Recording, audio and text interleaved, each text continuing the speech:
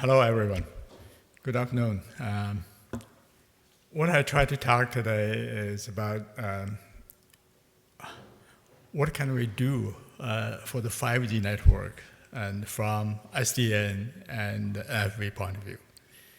We have heard a lot of discussions and presentations this week, and so different people have different interpretations and explanations about what SDN and NFV can do in the 5G.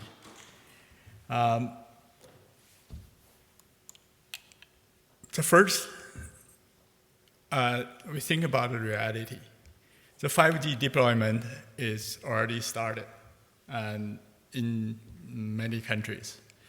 According to GSA's statistics, there's 39 operators, and maybe more operators are already start to deploy the 5G. And the one thing I especially mention here in China, they have issued a full commercial license. And by the end of this year, there will be 100,000 base stations will be deployed in China, according to the plan. The reason I will say China, because something we need to know. Currently, for the 4G base station, 4G network, for LTE network, around the globe, we probably have total 7 million base stations. More than 2/3 of the base stations is in China. So that's important. That means for the 5G, definitely China should have at least 2/3 of the base stations in China. And that's important for 5G, because 5G is a broadband data network. The coverage is so important. That's why I think the China mobile communication is catching up. Well, what is 5G? We heard a lot, but the definition is not that clear. But I will say here, the enhanced mobile broadband. Yeah, I think everybody understands that. And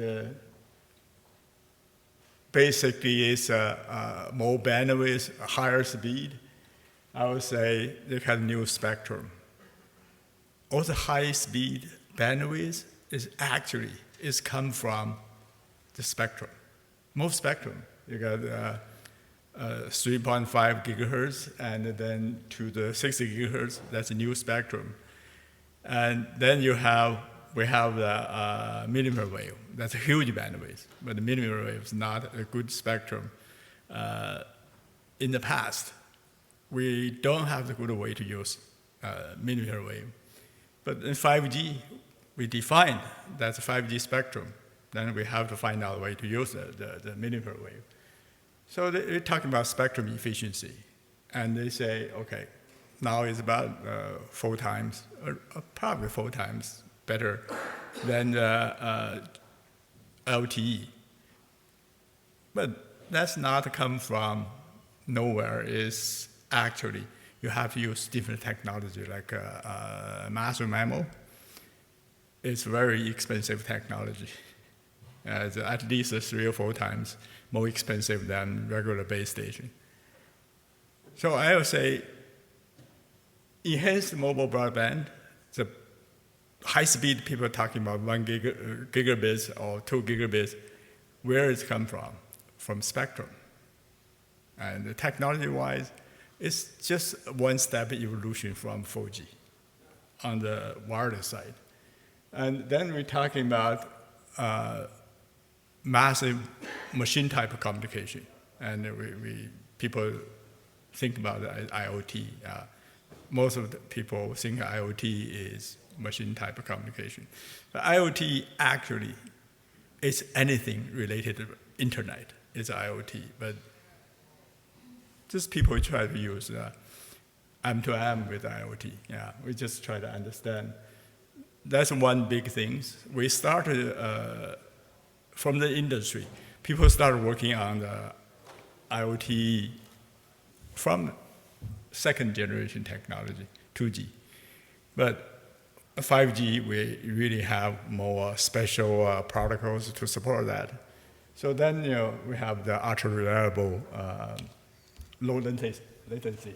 We're talking about, a lot of people talking about less than 1 millisecond. The 1 millisecond actually is 1 hop from your mobile phone to base station mobile phone. Beyond base station, the 1 millisecond is not realistic. So we have to understand that. So another thing is very important. It's a new core network. Without the new core network, all the things above is something new, but it's not that practical. Basically, you have to go through the core network to support all kinds of services and functions. Okay. Here is a 5G core network. I don't want to go through details. You see a very important thing, the network slicing selection functions. I think that's something new. A lot of the things are new, but most important things, and that's, we're talking about network function virtualization. All these function modules can be done by software and loaded onto the common hardware platform. So that means it's VNF, virtual network function. So SDN and NFV for 5G network. So what's SDN, from my point of view, is really a transport solution. This supports transport. And NFV is just flexibility and agility. All the flexibility, agility, we're talking about NFV because of reprogramming capability, because it's software. Then you can change the whole functionality through the reprogramming. Then you gain the flexibility, agility. And the transport, basically the SDN concept comes from centralized the routing control. Then you got a centralized routing controller, and they can more efficiently routing to choose the routing for the package to go through the network. And that's the most important thing, and for the SDN. So another important feature is the separation of the control and the user planes. Yeah. We're talking about 5G requirements.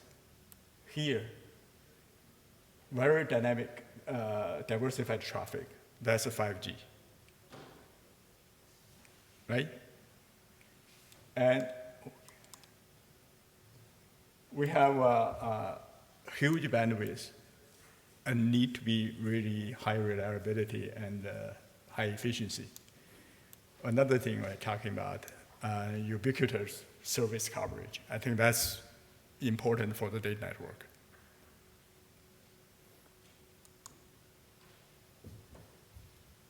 We need to understand what the telecom network is. Telecom network is nothing. It's just the way, a tool for the information exchange.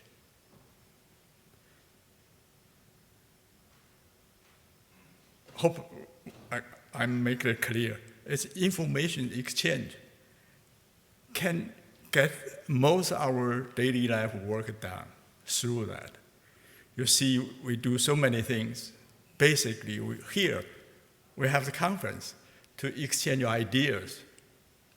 That's information exchange. Speaker pass information to you, you pass your feedback to the speaker. Then you get a better work done. So the information change is the most important thing. So the communication network, that's the main function for the communication network. So that's what we say. And 5G is a tool as well. We have go through from 1G, 2G, 3G, 5G. It's 40 years. And we're talking about start from Morse code. And to the first telephone invented, it has been 150 years. 40 years is a small portion of that. But all this effort is for one objective, to get information delivered to where you want to send. So 5G network is a tool as well. It's nothing's miracle. It just helps us to improve our daily work and the daily life.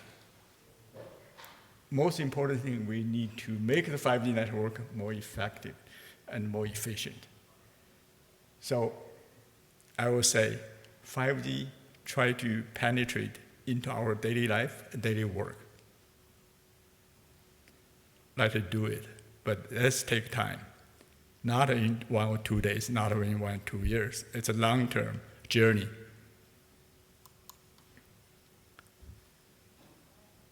Here is just outline some requirement. I'm talking about the intelligent information service platform. It's 5G, it is.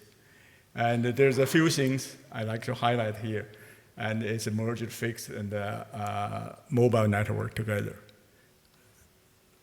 As a tool for information exchange, the objective is to deliver the information. And it doesn't matter if it's wireline or wireless. It's the same objective. Wireless and the wireline are different tools to deliver the information. We have to use them as it is required. But basically, wireline has more reliability, could have a higher bandwidth, but wireless has more flexibility and convenience. So it should be single network, but used for different objective. We don't have to separate wireline or wireless. That's make the telecommunication network work more efficiently, not artificially separate them. But in the past, if you are in the telecommunication industry for long enough, you should know how that comes from in the wireless and the wireline. And another thing is ubiquitous service coverage. Yeah, that's important. Just as I mentioned earlier, for the voice communication. If no coverage is fine. I wait for a while. When you cover, I can make the call. But for data applications, if you don't have coverage, you cannot get the job done. You cannot wait for when you have coverage. That's why a lot of business don't use wireless data because not very reliable. In many places, they cannot get the job done. So that's why the ubiquitous coverage is very important. If you say, we really want 5G successful, we need to have good coverage almost everywhere. Otherwise, a lot of business will not use the service. That's important. It doesn't matter how fast you can do. You can download a movie in 1 second. It doesn't help for the business. And because of 5G have so many applications, you can do so many things. You can personalize into each individual the preference. So that's the traffic is very dynamic attribute, has very dynamic. That we have to be in mind. So everything comes to efficiency and effectiveness for the 5G network. If we cannot reach these two goals, and you cannot make 5G really successful. We're talking about efficiency.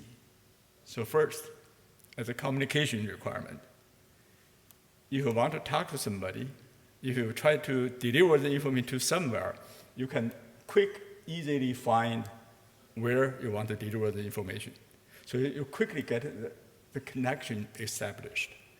We call setup delay, right? In communication world. And then you have the reliable, quick approach to get information delivered. I think that's the efficiency. And another thing, you have to be flexible and adaptive to the changes. And you have different customer requirement, different business requirement. You can make your network adapt to the new requirement. That's basically is NFV and SDN can help. 5G is not NFV. 5G is not SDN, but NFV and SDN can help 5G to work more effectively and efficiently. Okay, that's a point.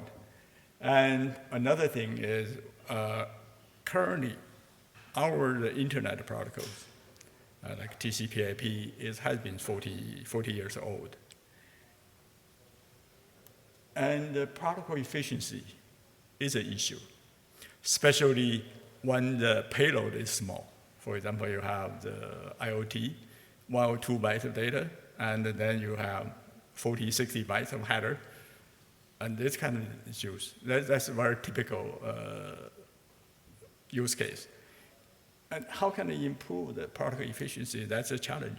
And because it's a 40 years old protocol, there's so many things that build up based on that. But how can we make that more efficiently and for the future?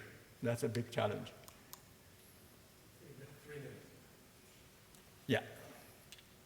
Okay. So here is just outline a few things that are important. I will just focus on the end-to-end resource allocation. It's something we're talking about, the slicing. Slicing is kind of a new concept raised in the 5G network. But what is slicing? It's not really just cut the resource into small pieces, but how to say it? It's not a fixed, it's a dynamically used resource. For the radio access network, we already slice that from time and spectrum. But on the whole network, it's a good challenge. And here is just SDN and Overflow Protocols. And I will say this part. It's an interface between the controller and the network equipment. And so far, we don't have the standardized interface. And a lot of people talking about open interface. But this open interface means I open, everybody, if you want to work with me, you come to do as the way I'm doing. So if you have the multiple vendors, they have the multiple open system, basically you don't have the interoperability. I think that's we need to realize. So open does not mean standardized. Open doesn't mean interoperability. This is a concept of network slicing. The most important thing I try to say here, and if you try to do the end-to-end resource allocation, and you go to different segments, for example, it's one service provider, and another service provider. In the middle, you have internet. Basically, you have all the parameters for the communication link you want. You need to guarantee every aspect, attribute of the communication link. You need to meet your communication requirement. That's needed coordination. That's needed standard procedures to do that. And that need to be quickly response when the network situation changes. That's required interoperability. That's required the kind of standard approach to do that. So here is MEC or mobile edge computing. I would say mobile edge computing is nothing new. Edge computing is basically it's a distributed computing. What's a distributed computing? You put the computing power to where the computing power is required. So there's a lot of discussion about where it should be and who should own it and what it is. Actually, that concept has been existing in the industry for a long time. And we should realize that. Then we got people talking about the orchestration and automation network. So it's basically, in the past we have the OSS, BSS, now we have more other stuff to, yeah. So I think there's a lot of challenge. 5G just start. There's an open whole new world to this industry to enhance our daily work and life. So there's so many things to explore. But remember, interoperability is a very important thing. Yeah.